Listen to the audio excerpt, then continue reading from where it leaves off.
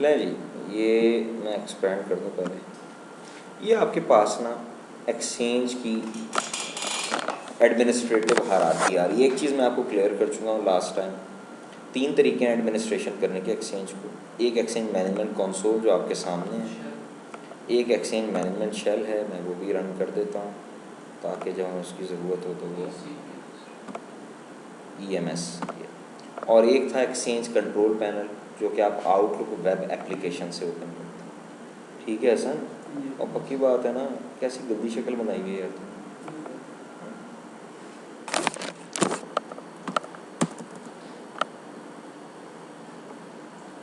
इसको मिनिमाइज कर दें। अब जनाब इसकी सिंबॉलिक हेल्प में हम इसको अंडरस्टैंड करने के लिए टॉपिक क्या है जो हमने आज पढ़ा? Administrative tools, exchange 22010 administration. Installation के बाद यही था।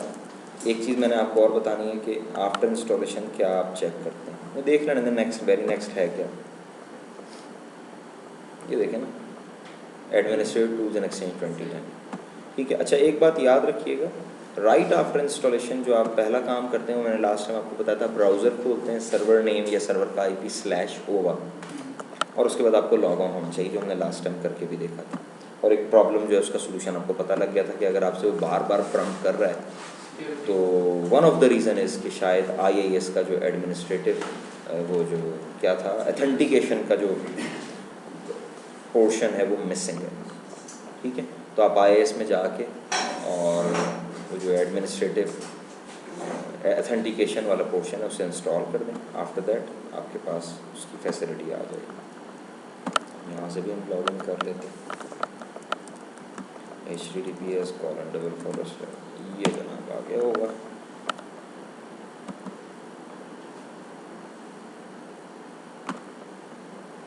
अच्छा हाँ, कल यार आप लोगों की क्लास नहीं, खुश होंगे? नहीं हो रहे? दुखी हो रहे? चले आ जाएंगे।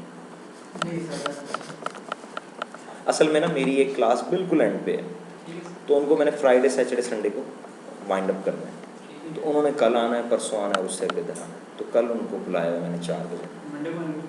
हाँ, आप लोग मंडे तक आप ये सारा रिवाइज कर लेना जितना हमने इस वीक में किया। ये प्रीवियस पेज में आ रहा है, इसको खत्म करना है। किसको? मैं जरा अभी ख़त्म कर, कोई मसला नहीं। वो जो वार्निंग आ रही है कोई मसला ही नहीं, कोई मसला ही नहीं।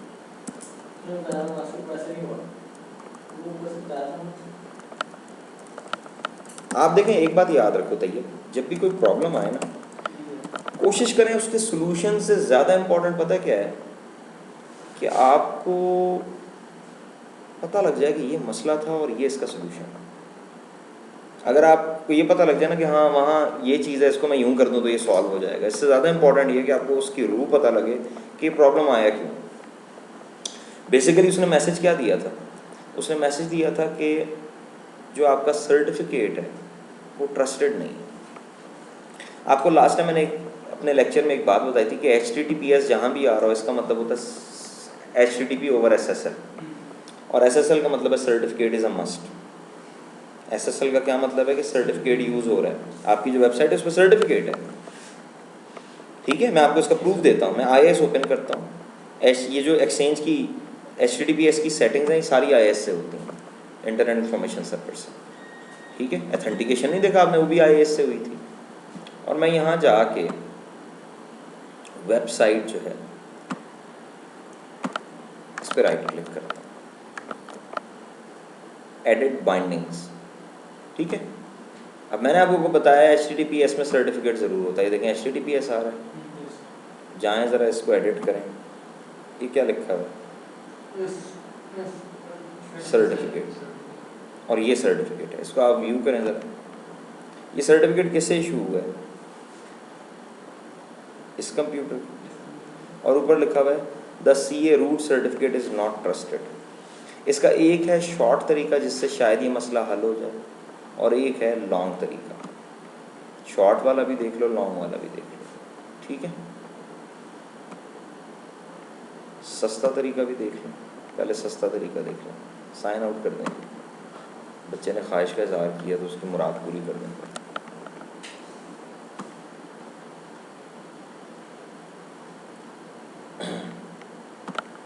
ये इस पर क्लिक करता हूँ, यही सर्टिफिकेट है। वो कह रहा था security certificate presented by this website has errors. क्या एरर है? This problem might indicate an attempt to fool you और intercept any data you send to the server, we recommend that you close this website. मैं कहता हूँ मुझे view करवाएं certificate. ये जनाब मैंने सर्टिफिकेट व्यू करवाया। ये क्या लिखा हुआ है? मैंने क्लिक किया इंस्टॉल पे, नेक्स्ट किया, प्लेस करो सर्टिफिकेट को इस स्टोर में, और यहाँ से मैं कह देता हूँ कि जी इसको आप ट्रस्टेड रूट सर्टिफिकेट में ले जाएं। समझ में आ रही बात? उसको मैंने क्या किया है, ट्रस्टेड रूट सर्टिफिकेट में ऐड कर दिया। ये है कौन सा तरीका? सस्ता तरीका। ये लीजिए, इम्पोर्ट वॉज सक्सेसफुल। जी सर महंगा वाला तरीका करेंगे ना, फिर होगा मसला। मैं महंगा वाला तरीका बताता हूँ, असल तरीका वही है। असल जो मेथड है ना वो यही है कि आप सही सर्टिफिकेट लें और उसे दें, फिर ये मसला हल होगा। अभी तो हम ज़ाहिर है उस लेक्चर में उस पोर्शन पे नहीं पहुँचे, लेकिन मैं आपको, मैंने क्लास में करवाया, उसकी रिकॉर्डिंग दे दूँगा, आप उसमें से देख लेना। आप लोग जब पहुँचोगे तो करवा देंगे। कहते हैं तो सब कुछ छोड़ छाड़ के भी करवा देते हैं, मुझे कोई एतराज़ नहीं, लेकिन ये अप्रोच अच्छी नहीं होगी। फिर तो रोज़ आप कहेंगे लो जी आज फिर ए करा दे, यही होता रहेगा। स्लैश ओवर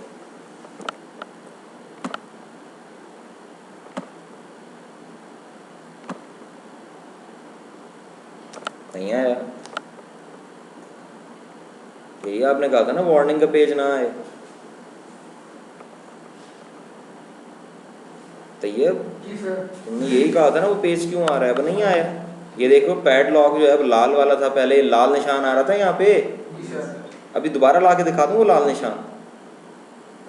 कैसा आदमी है, कह रहा दोबारा ला के दिखा। हम इस तरह करते हैं ना, सिंपल सा तरीका, आईपी दे के एक्सेस कर लें या कोई और नाम दे दें डीएनएस में, उस नेम से एक्सेस करें, फिर ये दे देगा, इस पर नहीं आएगा। ये देखें ये आ गया लाल निशान, क्लिक करो ज़रा इस पर, ये सर्टिफिकेट है। लेकिन जब आपने इसे यही इसी नाम से एक्सेस किया तो उसने एरर नहीं दिया। ये देखो अब ये लाल निशान नहीं होगा और बैठ जाएंगे।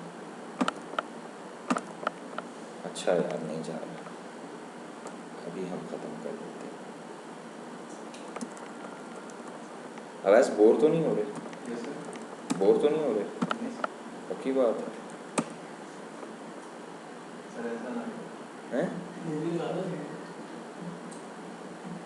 सर ऐसे बच्चों को हंसा रहा हूँ मैं। अच्छा। कोई डायलॉग है एक जगह और वहाँ पे ये डायलॉग चलता है, फिर मैं इनको ये बता रहा हूँ ना, इसलिए मैं आपको भी ये देखें, अब ये सर्टिफिकेट जो है this connection to the server is encrypted, वो सर्टिफिकेट के बारे में कह रहा है सर्टिफिकेट सही है। ठीक है, तो मैंने सस्ता तरीका आपको करवा दिया, फ़िलहाल आप सस्ते पे ही गुजारा करें। महंगा वाला तरीका ये है कि आप क्या करते हैं, आप देखते हैं कि हमने वेबसाइट एक्सेस किससे करनी है। हमने वेबसाइट एक्सेस करनी है फॉर एग्जांपल mail.concepttrainers.com, तो आप कहते हैं सर्टिफिकेट दिलवाओ, और उस सर्टिफिकेट के ऊपर लिखा है कि इशूड टू mail.concepttrainers.com, यानी सर्टिफिकेट की रिक्वेस्ट करते हुए जो रिक्वेस्टर है वो पुट करे नेम कि ये नाम है मेरे सर्टिफिकेट। समझ में आ रही बात? कुछ याद आ गया? ऐसा याद आ गया ना? बस वही यहाँ करना पड़ेगा, वो महंगा वाला तरीका है। और वो करवाऊँगा मैं, वरी ना हो, लेकिन उसके लिए मुझे पूरा सीए का इंफ्रास्ट्रक्चर चाहिए। अभी अगर मैं वो करता हूँ तो इट मीन्स के री इन्वेंट द व्हील, सारा कुछ नया हो गया, हम अपने लेक्चर से बिल्कुल हट जाएंगे। चलिए ठीक है।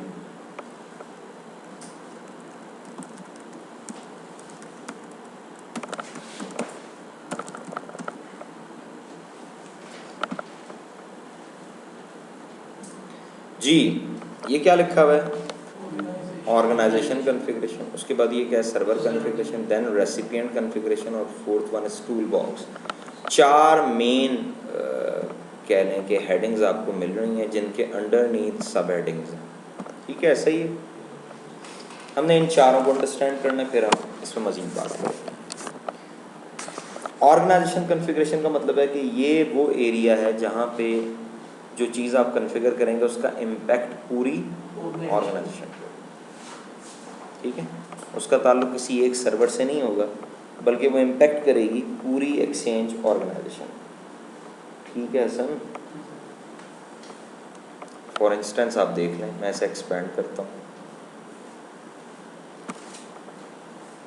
ठीक है, अब मैं आपको कौन सी ऐसी चीज़ दिखाऊं जो सस्ती भी हो और समझ में भी आ जाए। सस्ती में ऐसी चीज़ को कहता हूँ जो जल्दी से जल्दी ऑन हो जाएगा। तो सोच लेना है मुझे।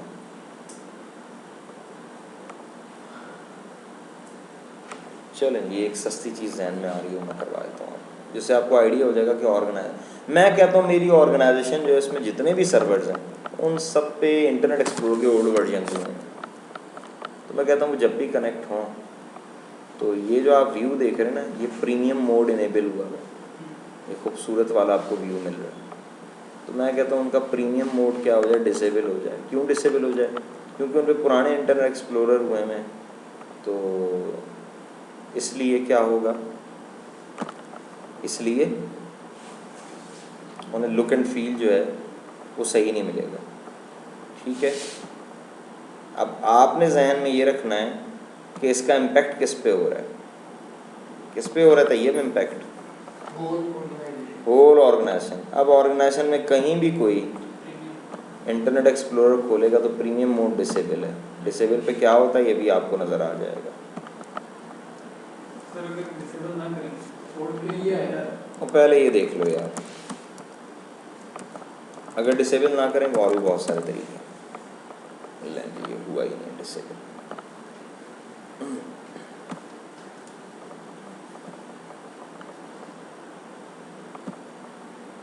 जिसकी सेपरेटली आपने लैब करनी है, इसलिए परेशान नहीं होना है।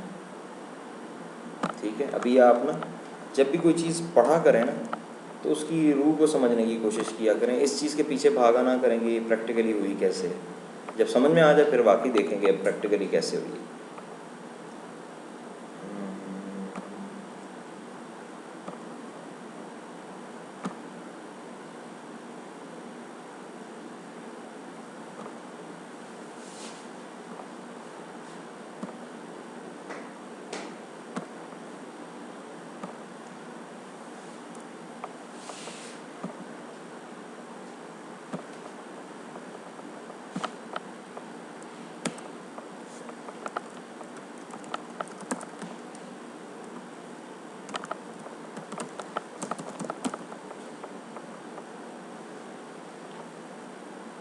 इसे कहते हैं लाइट मोड। इसमें आपको सारे फीचर्स नहीं मिलेंगे। प्रीमियम आपने डिसेबल कर दिया ना, तो अब आपको कौन सा मोड मिलेगा? आपको बेसिक मोड मिलेगा जो कि लाइट वेट है, हर इंटरनेट एक्सप्लोरर पे चल जाएगा, सस्ता है। ठीक है, सस्ते से मुराद ठीक है, फ़र्क नज़र आ रहा है। कुछ लोगों को बड़ा खूबसूरत ये लगता है, ये खूबसूरत बिल्कुल नहीं है, जो दूसरा वाला है वो ज़्यादा अच्छा है। ठीक है, आप देखें यहाँ पे वो ऑप्शन नहीं मिल रही मुझे मिल रही थी ना जो एडमिनिस्ट्रेशन वाली, वो नहीं है। यानी इसमें लिमिटेड कैपेबिलिटी होगी। ईमेल आप कर लें, ईमेल रिसीव कर लें, लिमिटेड चीज़ें होंगी, सारी नहीं है। तमाम फीचर्स अवेलेबल हैं। तमाम फीचर्स अवेलेबल। समझ आती है बात? अब इसका इम्पेक्ट किस पे हुआ होगा? Whole organisation. इसको ज़रा मुझे चेंज कर लेना मुझे।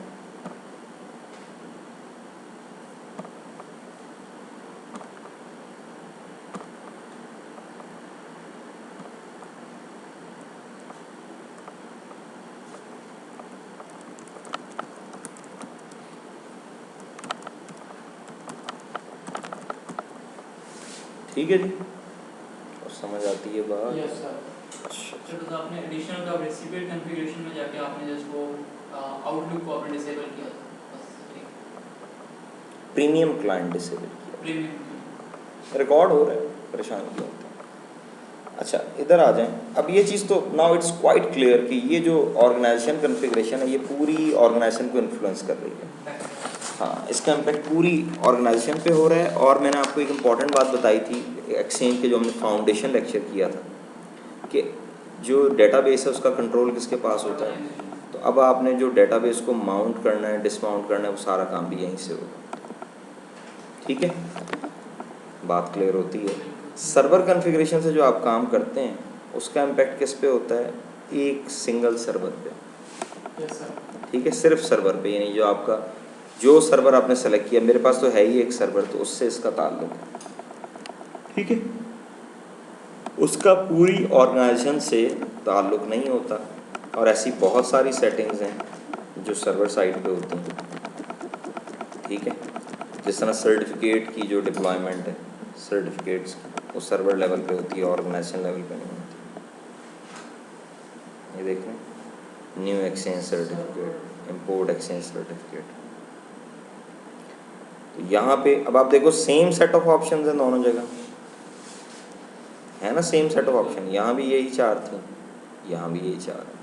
तो फ़र्क क्या है? फ़र्क बड़ा सिंपल सा है, उसका इम्पैक्ट पूरी ऑर्गेनाइजेशन पे है और ये सर्वर को इन्फ्लुएंस कर रही है। अगर आपसे पूछा जाए कौन से सर्वर को, तो जो यहाँ पे लिस्टेड है, यानी अगर आप यहाँ क्लिक करते हैं, जैसे ये एक सर्वर आ रहा है ऐसे और भी आ रहे होंगे, तो जिस पे आप राइट क्लिक करके जाके ट्यून करेंगे उस पर इम्पैक्ट हो जाएगा, ठीक है। सर ऐसा नहीं हो सकता कि सर्वर कॉन्फ़िगरेशन जितने भी सर्वर्स हैं उन सब पे तमाम पे इम्पैक्ट होगा ना, एक पर्टिकुलर रिग पे तो नहीं होगा, एक ही पे होगा। एक ही पे होगा, सारों पे तो उस वक्त होगा जब आप यहाँ कुछ करेंगे। नहीं सर, मैं कह रहा हूँ सर्वर कॉन्फ़िगरेशन में हमारे यहाँ पे लेट्स से हमारे पास 3 सर्वर है, तो इसका इम्पैक्ट जितने भी सर्वर्स हैं उन पे होगा कि जिसको हम ट्यून करेंगे जाके उस पे होगा। जिसको ट्यून किया है डेफिनेटली, ऐसी अगर कोई चीज़ है जिसका ताल्लुक दूसरों से बनता है तो वो तो जाहिर है, लेकिन वैसे जो आप जो भी कॉन्फ़िगरेशन कर रहे हैं उसका ताल्लुक ही एक सर्वर से है। यानी मैं आपको इसकी एग्जांपल देता हूँ कि मैं यहाँ आता हूँ और यहाँ आके मैं जाता हूँ क्लाइंट एक्सेस सर्वर पे,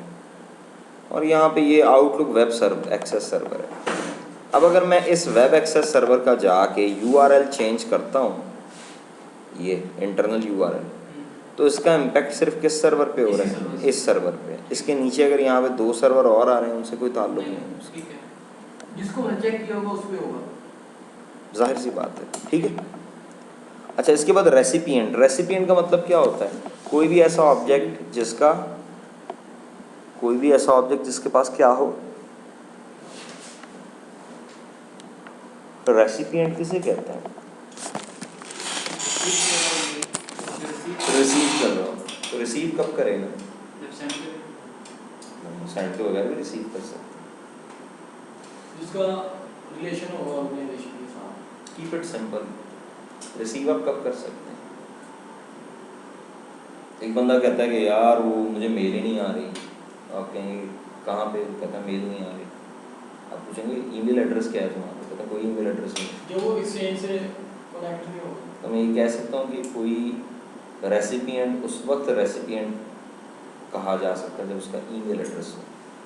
क्या ख्याल? वो कनेक्ट हो उसके साथ, ईमेल कनेक्ट हो गया, ईमेल एड्रेस नहीं है, मेल रिसीव करेगा, नहीं तो ईमेल एड्रेस होना ज़रूरी है। सर वो तो हम मेल बॉक्स में नहीं बनाएंगे, मेल बॉक्स में हम क्रिएट ज़रूरी नहीं है, हो सकता है मेल बॉक्स में ईमेल एड्रेस पर भी, ठीक है। 2 टर्म्स याद रखिएगा, एक टर्म है मेल इनेबल्ड ऑब्जेक्ट, एक टर्म है मेल बॉक्स इनेबल्ड ऑब्जेक्ट, ठीक है। क्या मैंने कहा? मेल इनेबल्ड ऑब्जेक्ट और दूसरी है मेल बॉक्स इनेबल्ड ऑब्जेक्ट। याद रखने वाली बात यह है कि हर mail box enabled object mail enabled होता है।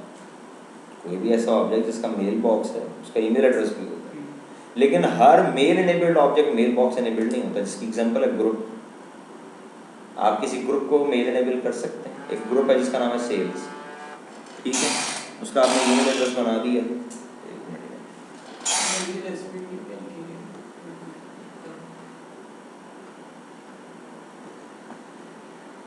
मेल बॉक्स इनेबल्ड ऑब्जेक्ट्स वो हैं जिनकी स्टोरेज भी है। क्या हाँ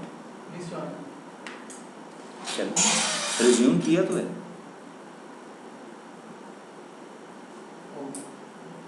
क्या हो गया? वहमी आदमी, बड़े ही वहमी आदमी यार, रोज़ का काम है। मुझे पता है स्टूडेंट मेरे पास रिकॉर्डिंग के चक्कर में आते हैं और कोई।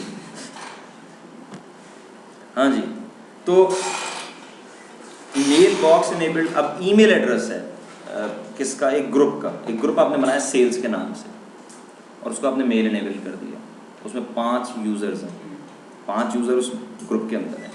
ईमेल एड्रेस है sales@ msn.com whatever।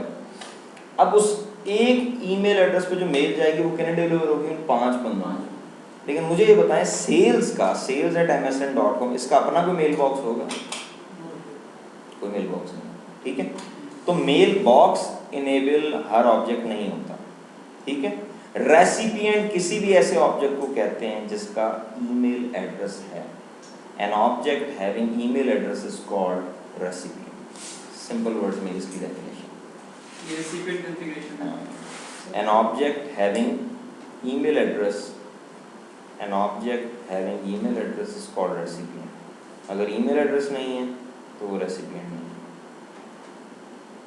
और जब तक वो रेसिपिएंट नहीं वो मेल रिसीव नहीं कर सकता।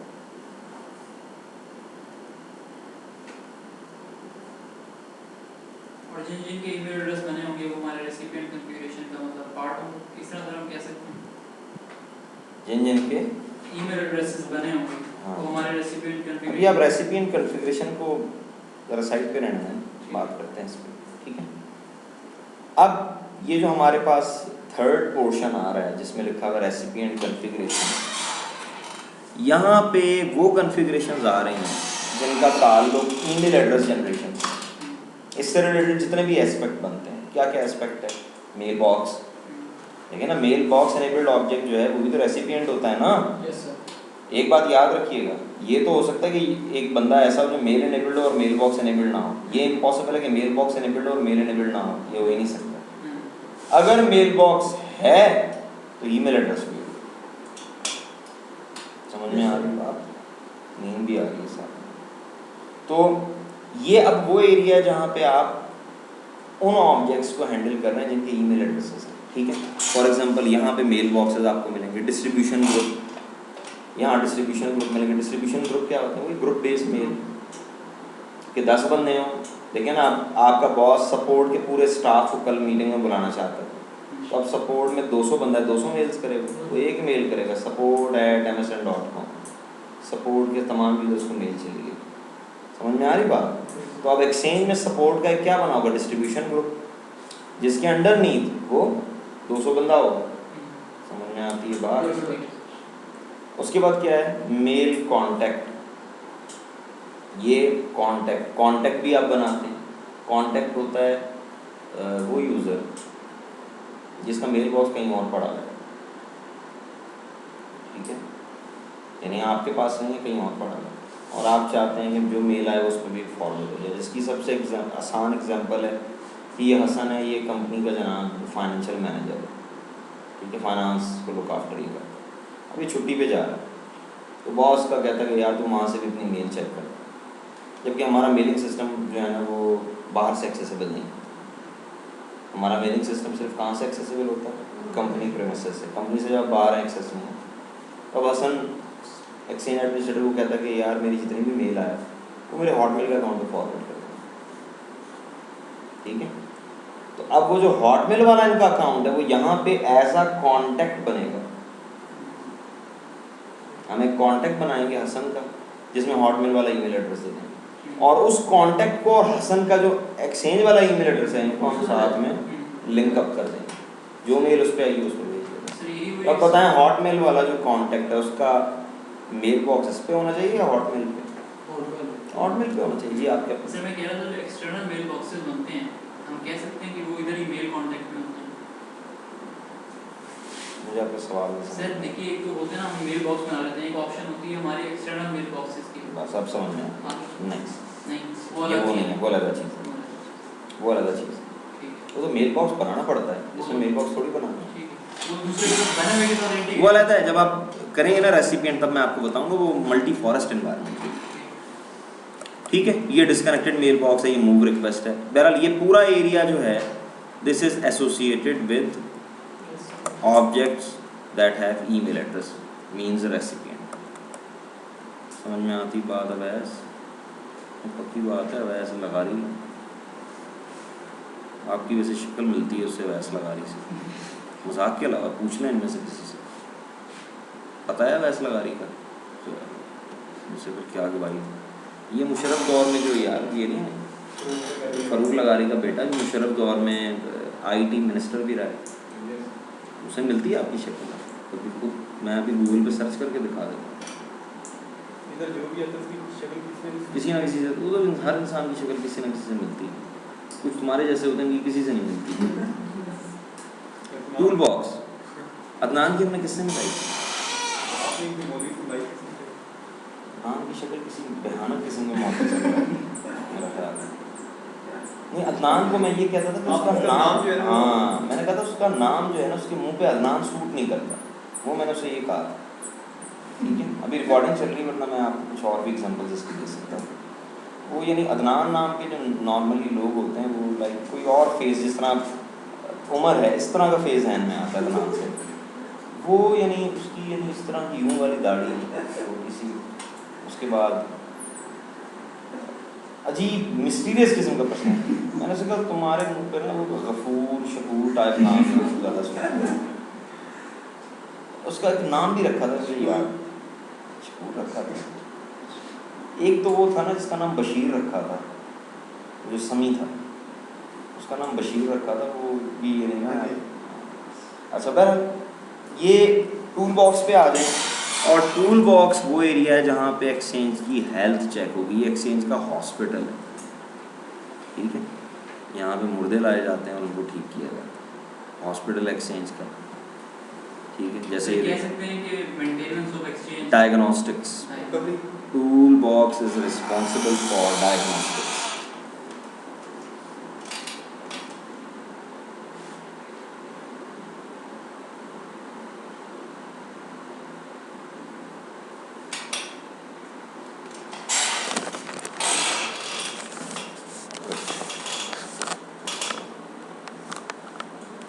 जी, तो यहाँ पे बहुत सारी चीज़ें आपको नज़र आएंगी। फॉर एग्ज़ाम्पल ये बेस्ट प्रैक्टिसेस एनालाइज़र है, ठीक है, इससे आप चेक करेंगे कि क्या एक्सचेंज जो रेकमेंडेशंस हैं उनके मुताबिक चल रहा है। और कुछ चीज़ें जो आसान हैं, जो इस लेवल पे बताई जा सकती हैं। आरबैक मैंने आपको एक दफ़ा रन करके दिखाया था। ये नीचे देखें, ये मेल फ्लो की चीज़ें बड़ी मज़ेदार हैं। ट्रैकिंग लॉग एक्सप्लोरर, ये क्या करता है, लॉग पूरा निकाल के आपको दिखाया था कि मेल कहाँ रुकी हुई है। ठीक है, ये मैसेज ट्रैकिंग, ये पुरानी चीज़ है। इसमें आप सेंडर का और रिसीवर का नाम देते हैं। बेसिकली तैयब ने मेल की है हसन को, तैयब कह रहा है मेल सेंड कर चुका हूँ, सच बोल रहा है। हसन कह रहा है मुझे मेल रिसीव नहीं, ये भी सच बोल रहा है।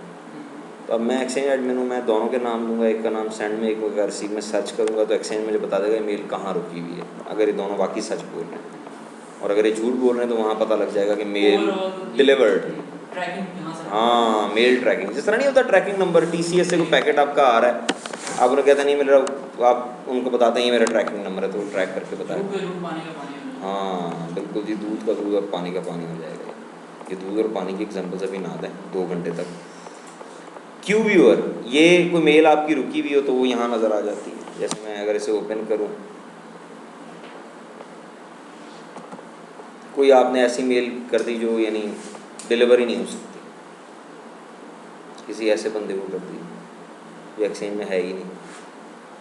मैं कर देता हूँ, ये देखो, ये न्यू मेल की मैंने,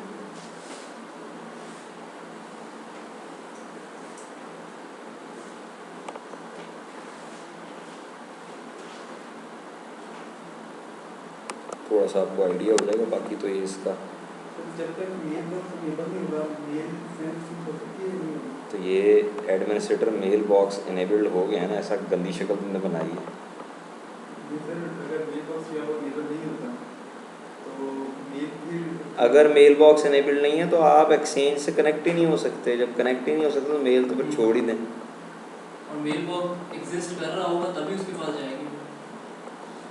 ये जनाब मैंने टेस्ट लिख दिया, टेस्ट एट नहीं होगी .com, टेस्ट। अब ये वेब एक्सेस ने भेज दी अपने एंड से, इसने निकाल दी वेब एक्सेस ने, एक्सचेंज पे आ गई। एक्सचेंज ने इसको आगे फॉरवर्ड करने के लिए डोमेन उठाई nhg.com।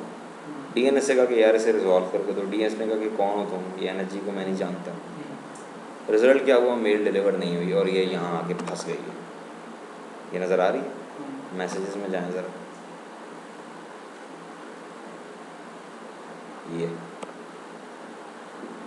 ईमेल एड्रेस भी आपको दिखाएगा जिससे आपने भेजी है। सब्जेक्ट टेस्ट ही था ना इसका। कैसा नहीं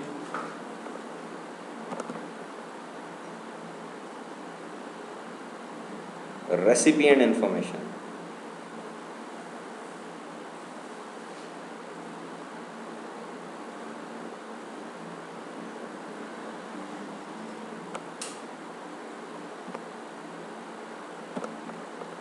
चलें उधर से चले जाते हैं, बोर कर रहे हैं।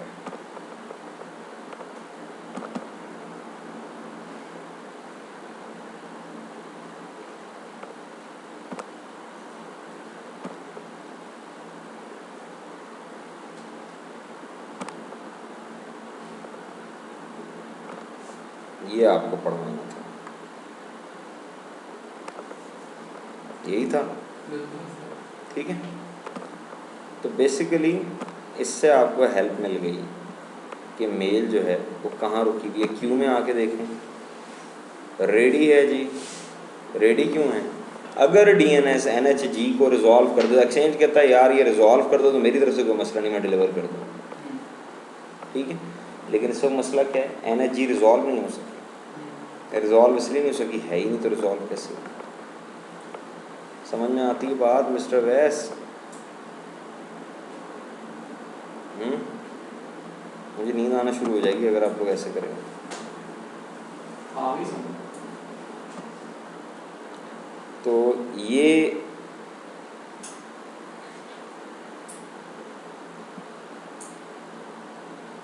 आपके पास क्या था, ये मैंने आपको बर्ड्स आई व्यू दी है किसका, टूल बॉक्स का। There is more in tool box than just these tasks. अगर आप इसको टोटली एक्सप्लोर करें तो आपको बहुत सारे काम मिलेंगे जो टूल बॉक्स से हो सकते हैं। एक्सचेंज की total health tool box check कर देता है, सर्विसेज से लेके एप्लीकेशन तक, ठीक है। तैयब जी बोला सर। हो जी सर। की बात है, ठीक है। अब जनाब आपके पास दूसरा एडमिनिस्ट्रेटिव टूल है एक्सचेंज मैनेजमेंट शेल, ठीक है। शेल का पूरा सेपरेट लेक्चर भी है, लेकिन जो हल्की फुल्की छोटी बातें मैं आपको भी बता रहा हूँ। एक तो जब आप इस पर काम शुरू करें तो आप एक कमांड दे दें, स्टार्ट ट्रांसक्रिप्ट।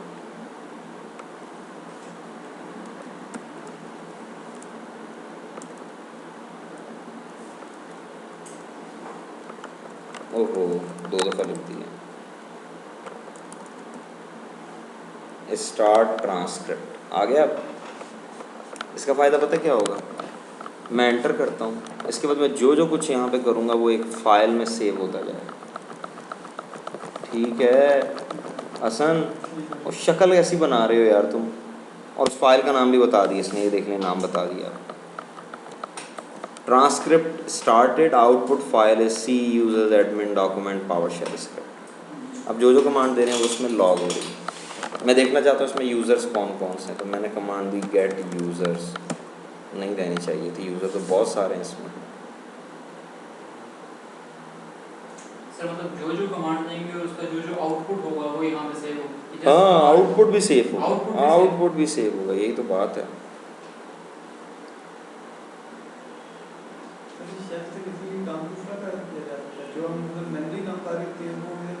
ये देखें जी, ये सारे यूज़र्स गए।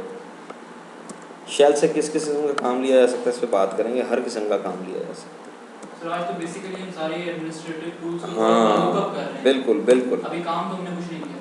आपने शेल का पूरा यूनिट है शेल का, जिसमें सिर्फ हमने शेल यूज़ करना है, ये देख रहे हैं।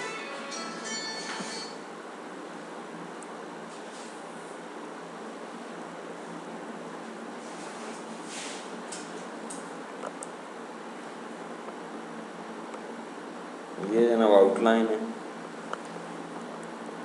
इसमें हम इस जगह पे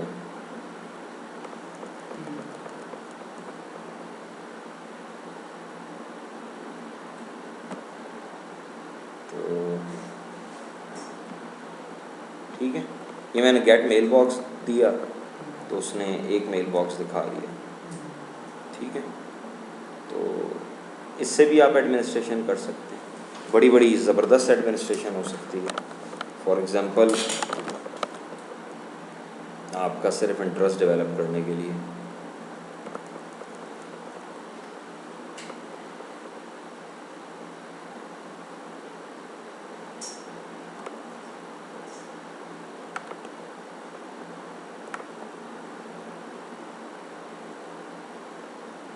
क्या हो गया, न्यू OU बनाएं, इसका नाम रख दिया सेल्स, और जो मेरे पास बहुत सारे यूज़र हैं उनमें से कुछ थोड़े से यूज़र इसमें मूव करवा दें। ये फ़ायदा होता है 300-400 यूज़र होने का। मूव सेल्स, अब आप चाहते हैं ये सारे यूज़र्स क्या हो जाएं, मेल एनेबल्ड, ठीक है। तो मैंने कहा get user organisation unit sales, अगर मैं यहाँ पे एंटर करूँ तो वो सारे यूज़र्स आएंगे ना, कोट्स में करने से। गेट यूज़र्स कर दें, कोट्स हटा दें, बड़ा अजीब सा काम किया इसने।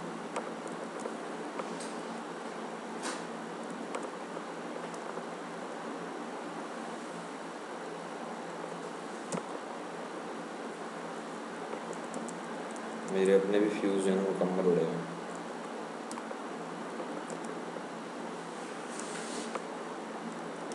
मैंने सेल्स ही नाम रखा है, सेल तो नहीं रखा, वो देखे ना सेल नाम रखा है, इसलिए तो वो उसकी बात तो सुन ही नहीं रहे ना हम।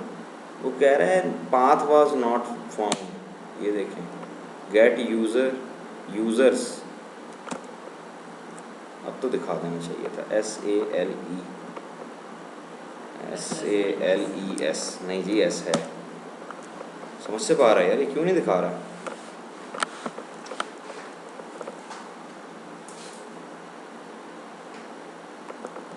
मैं हैरान हूँ कि यार ये इसने क्यों नहीं दिखाया। चेक दिस स्पेलिंग,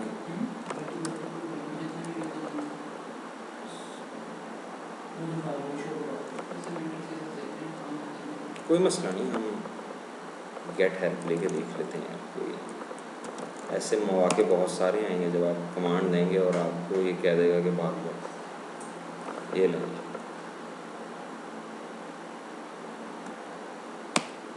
ये तो बिल्कुल सही है कमांड, इसका मतलब है मसला कुछ और है। गेट यूजर्स लिखें, ये देखो ठीक हो गया ना।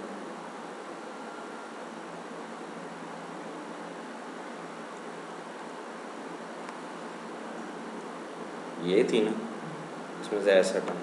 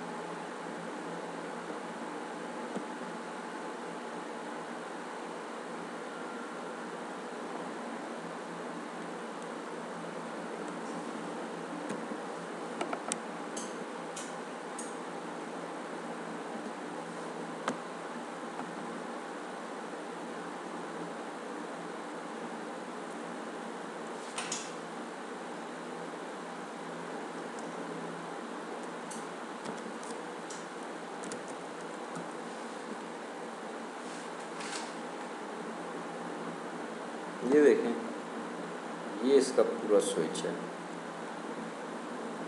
अभी हम ट्राई कर चुके हैं, देख लें।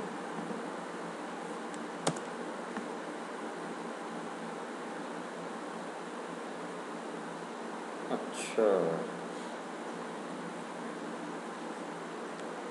एक काम करें ज़रा, ADS में एक और OU बना लें।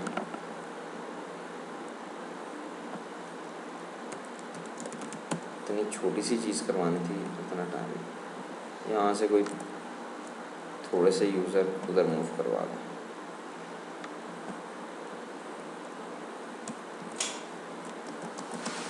ठीक है जी, उनको राइट क्लिक करें, उनको मूव करवाएं मार्केटिंग में।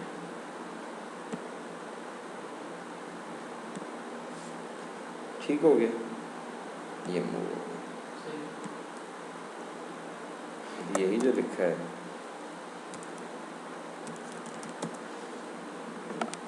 अब इसी कमांड में ज़रा सेल्स लिखें। ये तो मैं हैरान हूँ, ये सीधी सीधी कमांड, इसको क्या असाब आ गया। एरर पढ़ें क्या है? वो कह रहा है multiple organisational units match identity sales, specify unique value. ठीक है, और इसकी वजह है हमारे कल का लेक्चर, अगर आपको याद हो तो नॉर्थ के अंदर मैंने सेल्स बनाया था।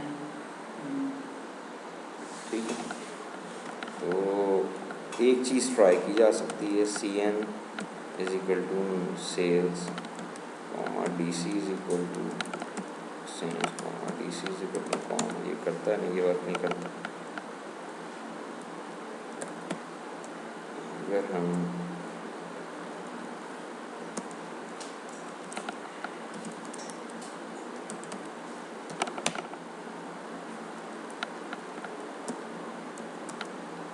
ठीक हो गया, एक ये सेल्स है और एक है, मैं आपको दिखा भी देता हूँ, north/sales, जिसके अंदर एक यूज़र है। ये इतनी देर से उसकी चीखें मारने की एक उसकी बात उसकी सुने ना, तो फिर बात पता लगे। वो कह रहा है कि डुप्लीकेशन हो रही है, एक सेल्स ये है, एक से खाली सेल्स लिख रहे हैं, तो वो कंफ्यूज हो रहा है कि कौन सा वाला सेल्स। हेलो, अच्छा चलें ठीक है, मैं ना आपको मैसेज कर देता हूँ ट्रांसफ़र करके। ठीक है, तो फिर देख लीजिएगा नियरेस्ट जो भी हो। ठीक है, ओके। हाँ जी, समझ में आती है बात? वो एरर समझ में आया है? जी सर। मैं बीच में 2 मिनट के लिए सोया, मुझे समझ में आ गया। आप लोग जो हैं वो जाग रहे थे, आप लोगों को फिर भी समझ नहीं आया। बड़े अफसोस की बात है यार। तो अब इसी में, यानी हम इसके एडमिनिस्ट्रेशन के रेफरेंस से देख रहे थे कि ये जो लाइक मार्केटिंग के अंदर गया, ये इसी में अगर मैं इसी कमांड में पाइप साइन लगा के मैं कह दूँ इनेबल, अभी देखें अगर मैं इसे कहता हूँ इसी कमांड में मैं अगर इसे कहूँ गेट मेल बॉक्स, तो गौर से सुनना है, इसका जवाब आपको तैयब बताने लगे, वो बार बार नहीं बताएंगे। क्या होगा तैयब? यहाँ पे एंटर करो, मेल बॉक्स शो करवा देगा जी। ये देखें जी, मेल बॉक्स शो करवा, क्या हुआ है? कोई नहीं है मेल बॉक्स। यानी मार्केटिंग OU में जितने भी यूजर्स हैं उनमें से कोई भी अभी मेल बॉक्स इनेबल्ड नहीं है। ठीक है, तो मैंने कहा कि इनको गेट करो और उसके बाद पाइप साइन लगा के मैंने कहा इनेबल मेल बॉक्स। क्या ख्याल है? और ठीक है ना, पाइप साइन, ओ उससे पहले भी लगाया, उस पर चपेट पड़ेगी, ये गलत हो गया, वो गलती से लग गई।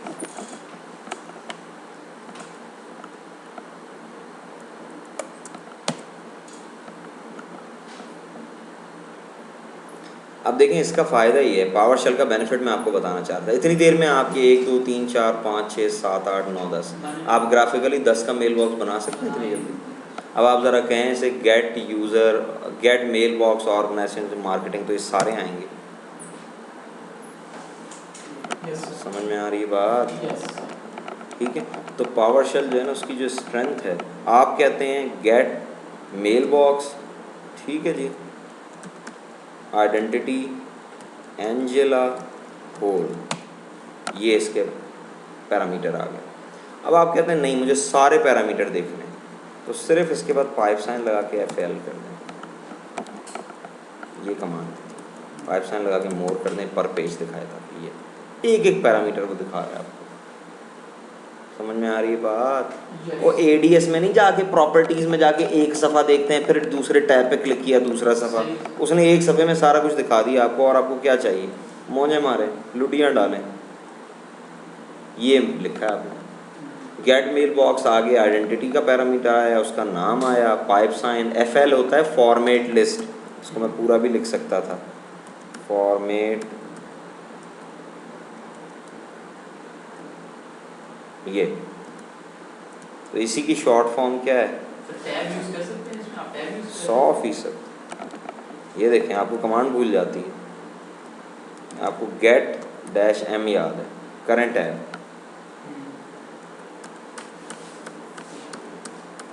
सारा दिखा दो। जिसको शेल यूज करना आता है वो ग्राफिकल यूजर इंटरफेस में जाना नहीं होता।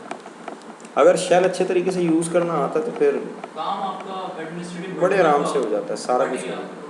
सब कुछ हो जाता है। समझ में आती बात? अब इतनी देर हमने काम किया, अब मैं क्या करता हूँ, स्टॉप ट्रांसक्रिप्ट, फाइल बन गई जनाब। ये इधर जाते हैं, सी यूजर्स एडमिनिस्ट्रेटर डेस्कटॉप,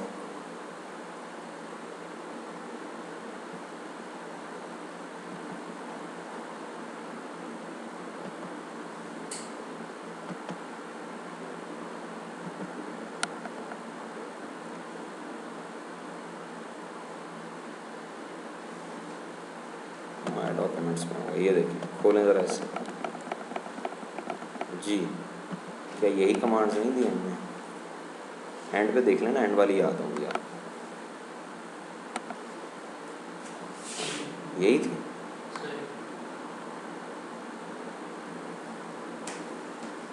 और ठीक है तैयब, बात दिमाग में आती है, खोपड़ी में आती है। एक्सचेंज पढ़ने का शौक़ जो है वो खाली शौक़ से बात नहीं बनेगी जब तक आप उसके तकाज़े जो है ना उन्हें नहीं समझेंगे। ठीक है जी। इसी तरह अब आपके पास जो थर्ड मेथड ऑफ एडमिनिस्ट्रेशन है वो है ECP, एक्सचेंज कंट्रोल पैनल। इसमें अगर कोई ट्यूनिंग करना चाहें आप तो आप कहाँ जाएंगे, सर्वर को एक्सपेंड करें और क्लाइंट एक्सेस पे क्लिक करें और यहाँ पे एक क्लाइंट आ रहा होगा, एक्सचेंज कंट्रोल पैनल नज़र आ रहा है। वैसे आपके ग्लासेस चेंज होने वाले हैं, जो आप यूँ कर रहे हैं ना, इसका मतलब ग्लासेस चेंज होने वाले हैं। ठीक है, तो मैं अब जना ब्राउज़र में आता हूँ और मुझे तो कोई परेशानी नहीं, मैं ऑप्शंस पर क्लिक कर देता हूँ।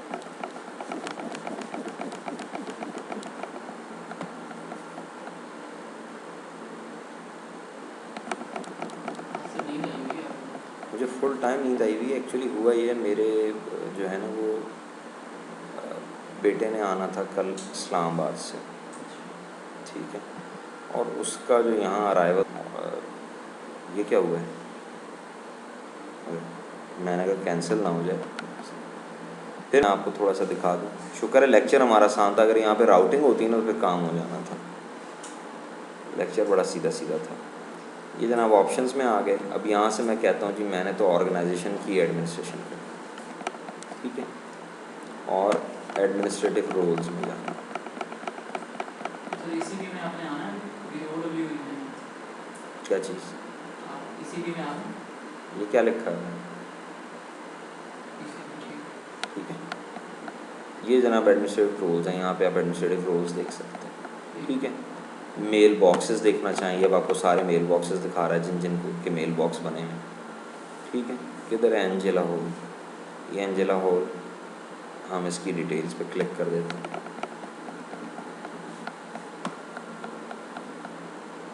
ठीक है, ये जनाब एंजेला हॉल की डिटेल आ गई। मैं ऑर्गेनाइजेशन एक्सपेंड कर देता हूँ, इसकी मैं चलें कंपनी नेम दे देता हूँ, कॉन्सेप्ट ट्रेनर्स, सेव कर देता हूँ। अब ये मैं आपको ADS से दिखाता हूँ, ये जो मैंने कंपनी नेम दिया और समझ में आती है बात। हाँ जी, ये जनाब एंजेला हॉल किधर है, मार्केटिंग में।